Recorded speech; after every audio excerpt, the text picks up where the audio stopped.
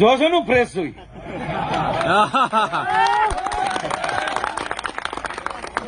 કારણ કે હું ગીતાને માનું છું, ભગવાનને માનું છું. જે અર્જુન જે થઈ રહ્યું છે એ બરાબર થઈ રહ્યું છે, અને જે થયું એ પણ બરાબર થયું છે, અને જે થશે એ પણ બરાબર. બસ આ દ્વારકાધીશ કહીશ, હું નહીં.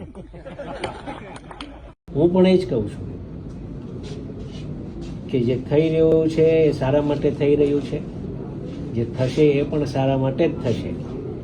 આ વાસ્તવિકતા છે. કેમ કે ઈશ્વરનો સંકેત એવો કંઈક હોય છે. આપણે કંઈક ખોટું કરીએ તો ઈશ્વર એટલા માટે જે થઈ રહ્યું છે સારા માટે થઈ રહ્યું છે એટલામાં સમજી જવાનું હોય કે આટલામાં રોકાઈ જવાનું હોય, આગળ વધે નહીં.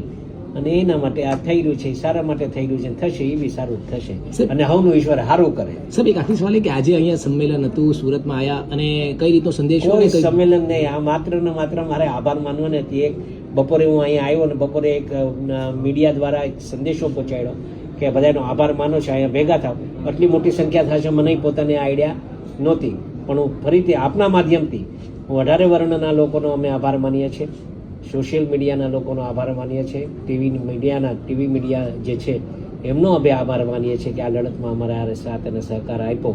એ બદલ આપ સૌને અમે હાથ જોડી અને ખૂબ ખૂબ કોળી સમાજ દ્વારા આપ સૌનો આભાર માનીએ છીએ.